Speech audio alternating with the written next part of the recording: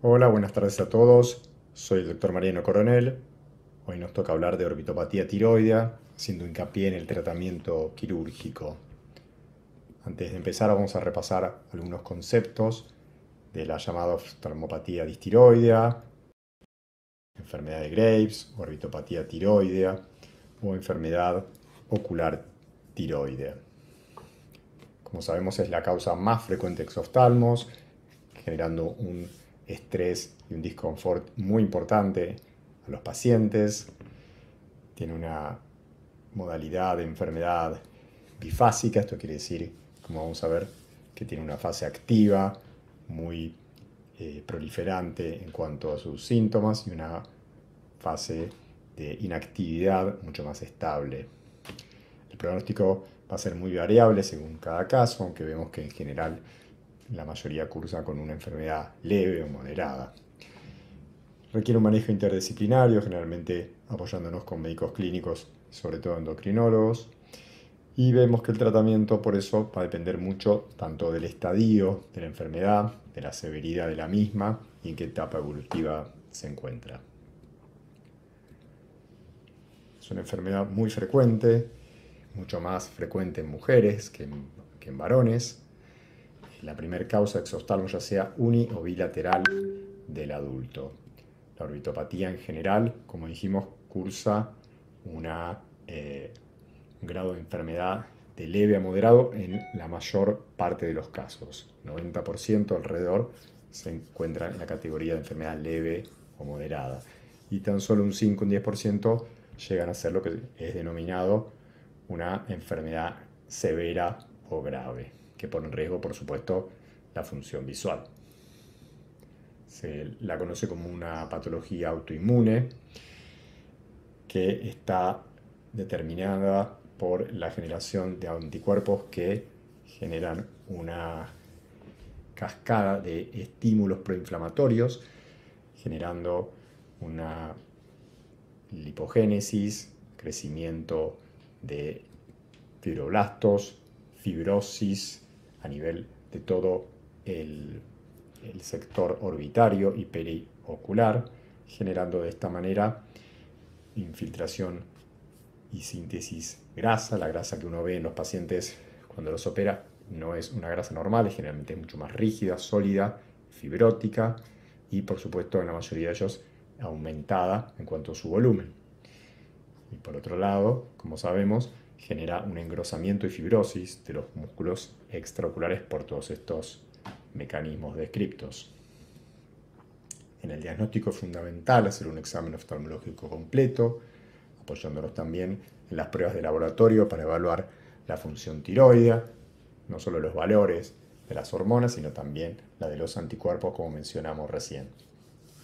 En cuanto al examen orbitario específico, es importante realizar 4 mediciones, creo yo, que en toda consulta deben tener los pacientes, como la exoftalmometría, con el Hertel, como se ve en la foto, la evaluación de la motilidad ocular, preguntarle al paciente si presenta o no visión doble o diplopía y evaluar también la retracción palpebral, que esto generalmente también marca un signo de actividad.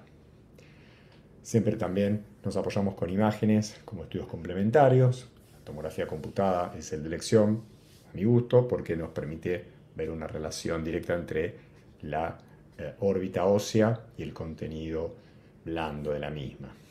Pero algunos profesionales prefieren o también están inclinados por el uso de la resonancia, que puede ser un poco más útil y detallada en cuanto a lo que es las localizaciones de todo lo que se encuentra en el vértice orbitario.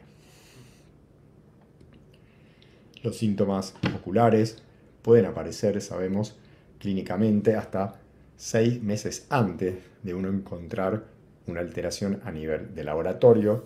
Por eso es muy común pacientes que a veces son derivados al endocrinólogo y vuelven rápidamente al mes, mes y medio, que lo evaluaron, vieron el perfil simplemente tiroideo de laboratorio y ya lo diagnostican como que no tiene ningún tipo de patología tiroidea. Recordemos esto siempre porque muchos de estos pacientes durante los primeros 6 meses o el año pueden positivizar y empezar a mostrar alteraciones endocrinológicas. La mayoría cursa con hipertiroidismo, pero hay casos también de hipotiroidismo o de eutiroidismo que son, por supuesto, mucho menos frecuentes. En cuanto a la clínica, hay un sinnúmero de signos y síntomas. Los más comunes de todos son la sensación de presión y dolor retroocular que describen los pacientes. El dolor, como dijimos, puede ser espontáneo o a la movilidad ocular. Congestión, ojo rojo, hiperemia, también hiperpigmentación o cambio de coloración de la piel, por supuesto alrededor de los párpados, presencia de edema palpebral, sobre todo matutino, o que este edema matutino generalmente empeore, que sea mucho más notorio que en otros tiempos, ¿no? La presencia de retracción palpebral es un signo muy patognomónico y marcador de la enfermedad. Está presente casi en un 90% de los casos. Como así también el lid lag, que es la imposibilidad de bajar el párpado acompañando la mirada hacia abajo. Pacientes muchas veces también refieren, en consecuencia de lo que marcamos del engrosamiento muscular, la visión doble, ¿sí? Y esto debido, por supuesto, al estrabismo restrictivo por la fibrosis misma y engrosamiento de los músculos extraoculares, como mencionamos.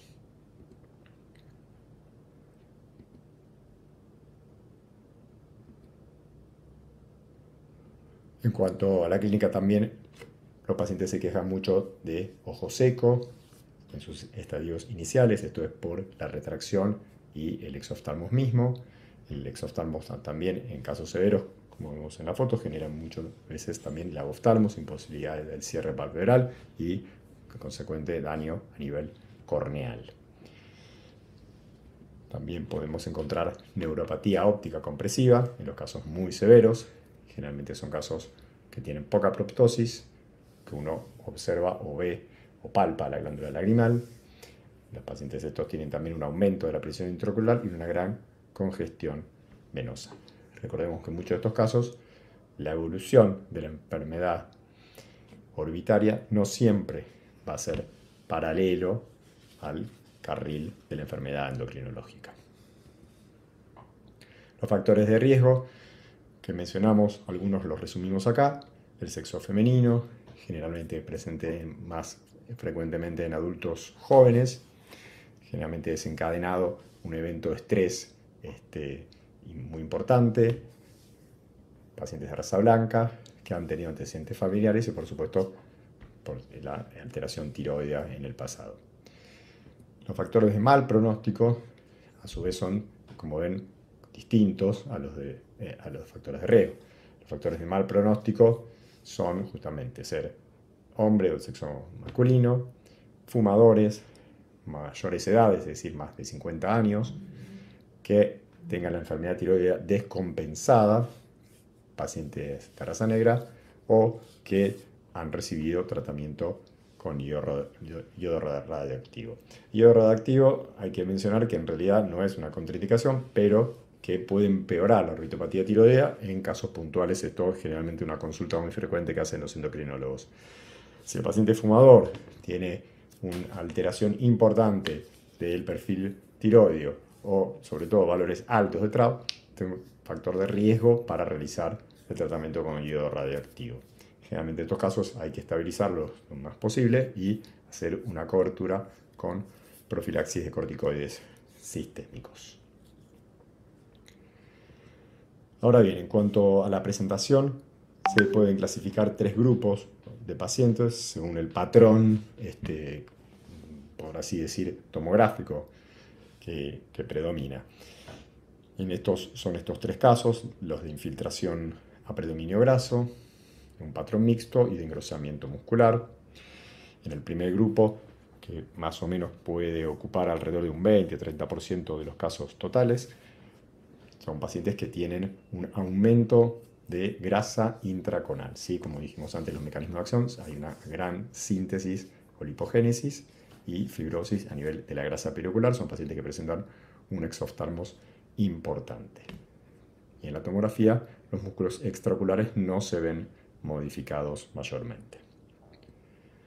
Después tenemos el componente mixto, como su nombre lo indica. Hay un componente tanto de crecimiento de grasa intraorbitaria y un aumento en engrosamiento del vientre de los músculos extraoculares. La afectación muscular genera un engrosamiento de forma de uso que compromete sobre todo el vientre muscular respetando la inserción, es decir, los tendones de los mismos. Los músculos más afectados con mayor frecuencia son el recto inferior y el recto medial. Por supuesto, la afectación muscular, el engrosamiento muscular, es lo que va a determinar y causar la neuropatía óptica por su compresión en el vértice. Como se observa en estos casos, el gran engrosamiento muscular, sobre todo a nivel del vértice, es lo que determina la compresión del mismo nervio óptico. La neuropatía óptica suele ser bilateral, pero asimétrica, y se puede presentar de manera clínica o subclínica. Para esto es importante siempre tener controles de base, de campo visual, una OCT de nervio óptico a mí me gusta siempre pedir, y hacer, por supuesto, en los casos sospechosos, pruebas de la función del nervio óptico, ya sea evaluando el efecto pupilar aferente u otros test más complejos. La compresión mecánica del nervio óptico, como dijimos, se da a nivel del canal óptico. Y se habla por eso ya hace tiempo de lo que es la compliance o distinsibilidad orbitaria, que no es nada más ni nada menos que cuánto puede elásticamente distenderse la órbita. Se ve que las fibras de elastina y colágeno en algunos pacientes está, por supuesto, más rígida, es decir, disminuida, y esto genera que los pacientes no puedan expandir la órbita hacia adelante mediante el mecanismo de la proptosis, y esto genera que el engrosamiento muscular y esta rigidez determina la compresión mecánica del nervio óptico. Por eso es importantísimo muchas veces estos pacientes pedirle imágenes, porque vienen con síntomas, está bien, de actividad, pero poco exoftalmos, y a nivel, sobre todo de la órbita posterior, tienen un gran engrosamiento muscular que va a determinar tanto alteraciones en el campo visual y a veces incluso en el fondo de ojo o funciones típicas del nervio óptico como test de colores o de sensibilidad. Bueno, en cuanto a lo que es la evaluación, por último, hablar un poco de qué parámetros tenemos que tener en cuenta tanto en su inicio como en el seguimiento, y esto abre dos grandes campos de estudio, que son los parámetros objetivos, que son aquellos que podemos medir de manera un poco más estandarizada, como ser la proptosis con el exoftalmómetro, cuantificar el tipo de equimosis o edema, cómo es la función de los músculos extraoculares, la función del nervio óptico, el grado de afectación corneal y, por supuesto, las imágenes como la tomografía que mencionábamos recientemente. Y en cuanto a la actividad, esto ya abre muchos parámetros de escalas que han sido utilizadas en miles de estudios y sobre todo para generalmente realizar y definir determinados tratamientos que nos van a hablar de la actividad o no de la enfermedad. Generalmente hay muchas escalas que cuantifican la presencia tanto de síntomas como sea el dolor espontáneo o el dolor al movimiento ocular, la inflamación, inyección conjuntival, el enrojecimiento de párpados, todos signos que hablan de inflamación, proinflamatorios, como ven esta es una de las escalas más conocidas, el CAS, que cuantifica en este caso, si es mayor de 3, tiene 3 o más de estos puntos, se habla de que tenemos una enfermedad activa.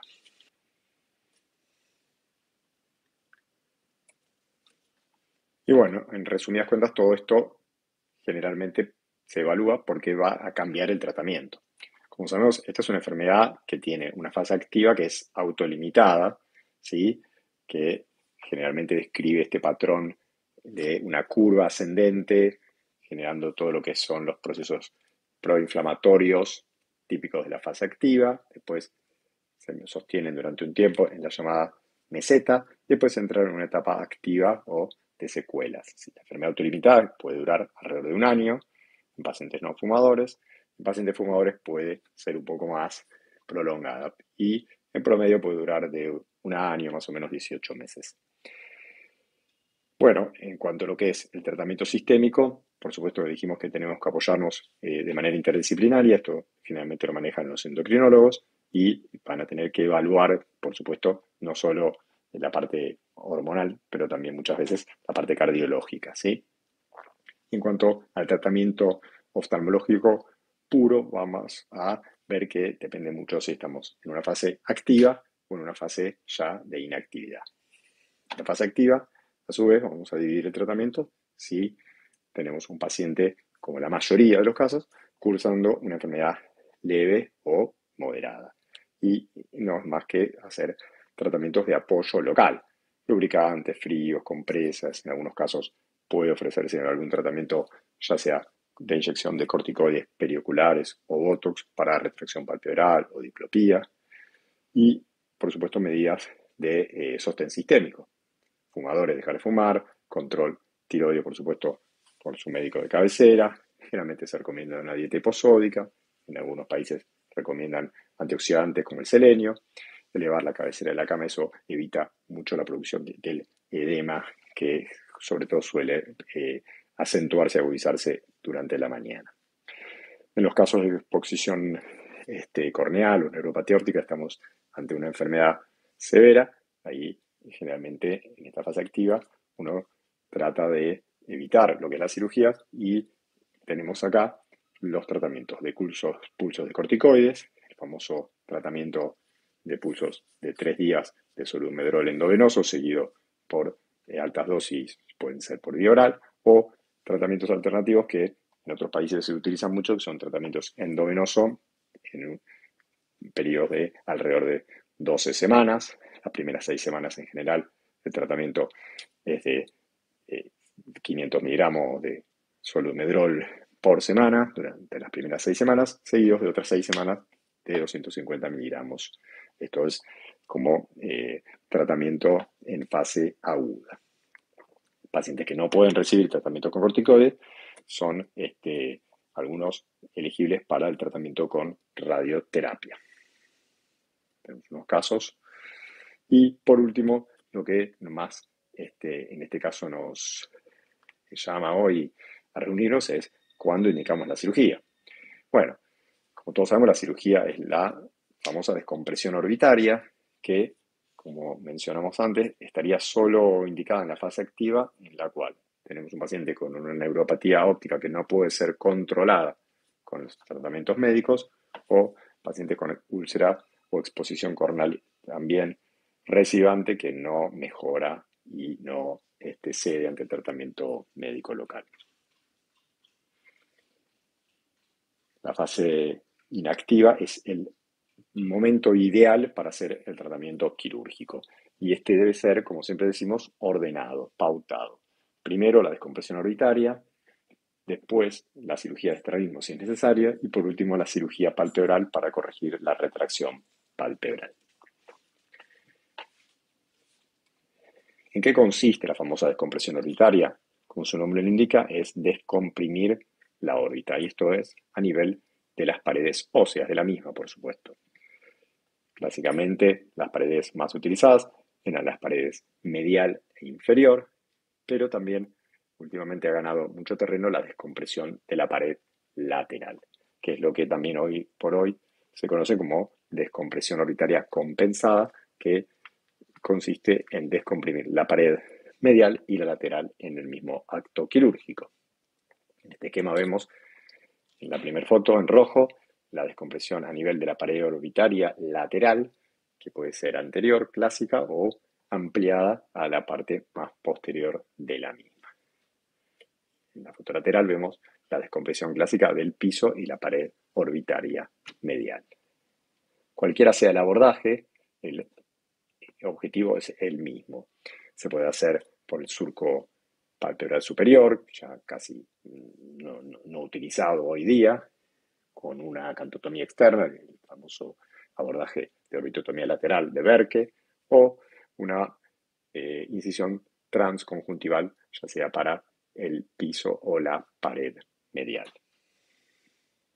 Acá tenemos unos esquemas en los cuales vemos la pared medial a ser descomprimida, en este otro el abordaje lateral para justamente la pared lateral, y remarcar que el objetivo de la cirugía es no solo descomprimir la porción ósea, sino que es muy importante abrir lo que llamamos el periósteo, que a nivel de la órbita se llama periórbita, comúnmente denominado así, y con una pinza o con algún mecanismo, ya sea de divulsión Roma o el que más le guste, mover la grasa y permitir que se expanda hacia las cavidades orbitarias que generamos en la pared medial, hacia los senos paranasales, en el piso, hacia el seno maxilar, y en la pared lateral lo mismo hacia lo que vendría a ser todo el complejo de la fosa temporal. Esto es importantísimo porque descomprimir solamente lo que es la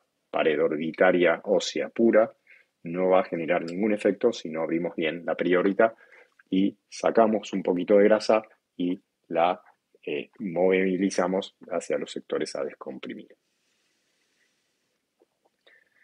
Acá tenemos un caso, un paciente para un tratamiento quirúrgico, en este caso lamentablemente que se tuvo que hacer en fase activa. En general, la mayoría de estos casos también son internados previamente y se les hace 3 días de pulso de corticoides y se programa la cirugía, no bien se pueda ubicar el paciente en las mejores condiciones, como en estos casos que vemos una descompresión compensada de pared lateral y pared medial, permitiendo por supuesto el retroceso del ojo hacia la cavidad, mejorando el exoftalmos y también alivianando la compresión óptica a nivel de canal óptico. Acá tenemos varios casos con un componente, en este caso muscular, predominante, que en general requiere descompresión de 2 o más paredes, como se ve aquí. Otro caso también con un componente muscular importante, caso que vimos antes, y en el cual se hizo una descompresión orbitaria lateral, bilateral y de la pared medial, permitiendo así el retroceso y la mejoría del exoftalmos y de la neuropatía óptica compresiva que en general, si uno lo trata a tiempo, tiene bastantes chances de mejorar.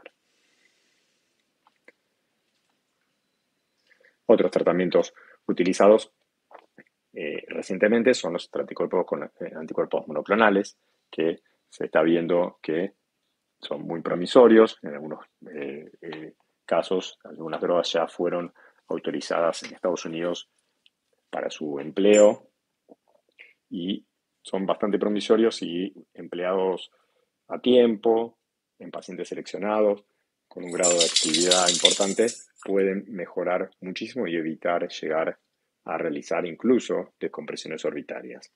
Pero bueno, son tratamientos nuevos, muy prometedores. Creemos que por acá viene el futuro de la orbitopatía tiroidea, pero todavía falta un camino importante para experimentarlos y manejarlos de manera adecuada. Bueno, como conclusiones, siempre realizar el diagnóstico precoz es muy importante, nos va a permitir tener muchos mejores resultados. El tratamiento sistémico obviamente va a tener que estar adecuado a la severidad y a la etapa evolutiva que nos encontramos en la enfermedad. Siempre tener en cuenta los factores de riesgo para la neuropatía óptica, y esto de que hablamos de los pacientes con poco exoftalmos y mala compliance orbitaria, es muy importante tener en cuenta. Y tener en cuenta que si bien la orbitopatía tiroidea suele responder mejor en pacientes que están controlando su perfil hormonal, no siempre es así. Eso es algo importante que tenemos que aclarar con nuestros pacientes, pero a su vez, como aliciente y para alentar un poco a nuestros pacientes, avisarles de que los pacientes que no controlan su perfil hormonal tiroideo muy probablemente tampoco controlen para nada la enfermedad orbitaria. Y bueno, en general, tratar de que la indicación de la cirugía se haga siempre en la etapa de inactividad o residual, que va a dar muchos mejores resultados que hacerlo en la etapa aguda, como mostramos en algunos casos. Bueno, muchas gracias. Cualquier cosa, ahí está mi mail, mi contacto, seguramente les va a llegar. Así que Espero vernos pronto.